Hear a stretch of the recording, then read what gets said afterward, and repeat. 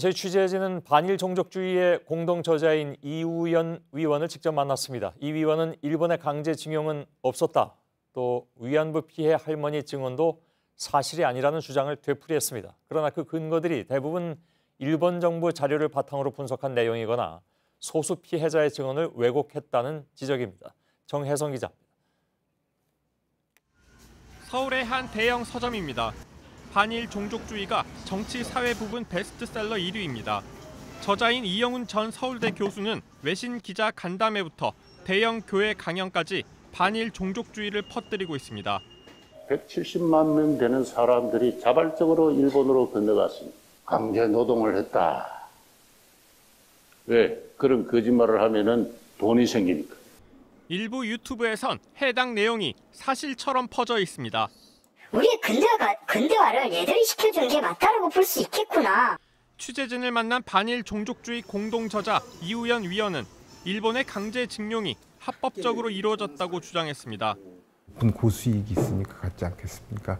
주색 잡기로 돈을 탕진을 하는 사람이 있을 정도로 자유로웠다면 그것이 어떻게 수용소에 갇힌 사람들의 그 노예노동이었겠습니까? 강제징용이 일본 정부가 조직적으로 벌인 불법 행위였다는 우리 대법원 판단을 부정하는 겁니다. 조선 총독부의 자료를 일시적인 자료를 보고 있어요. 자신들에게 불리한 자료는 보여주지 않고 유리한 자료들만 가지고 일본의 역사관을 정당화하는 방식인데, 이 위원은 강제징용 노동자들이 참여정부로부터 위로금을 받으면서 진술이 바뀌었다고 주장합니다. 노무현 정부 하에서 위로금을 지급했지 않습니까? 그런데 그 이전에, 그렇게 문제가 대두되기 이전에 나온 증언 속에서는 내가 원해서 갔다, 가서 돈 벌었다. 하지만 처음부터 강제 연행이었다는 대다수 피해자들의 증언은 외면합니다.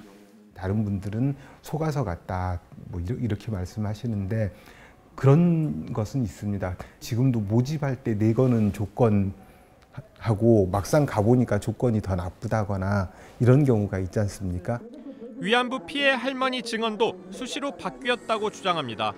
처음에는 의붓 아버지가 팔아서 갔다, 아니면 그런데 나중에는 친구랑 같이 마을에서 놀고 있는데 관원이 와서 잡아갔다, 끌고 갔다, 이렇게 바뀌잖아요. 그럼 갑자기 이제는 이분들이 마치 민족의 성녀처럼 되지 않습니까? 하지만 정작 진술을 바꾸었다는 피해자는 특정하지 않았습니다. 90년대부터 위안부 증언을 연구한 학자들도 황당하다는 반응입니다. 그러니까 위안부 피해 조사와 지원은 1993년부터 지속적으로 있어 왔잖아요. 보상을 받기 위해서 증언을 확 바꾸고 그럴 필요가 없었어요.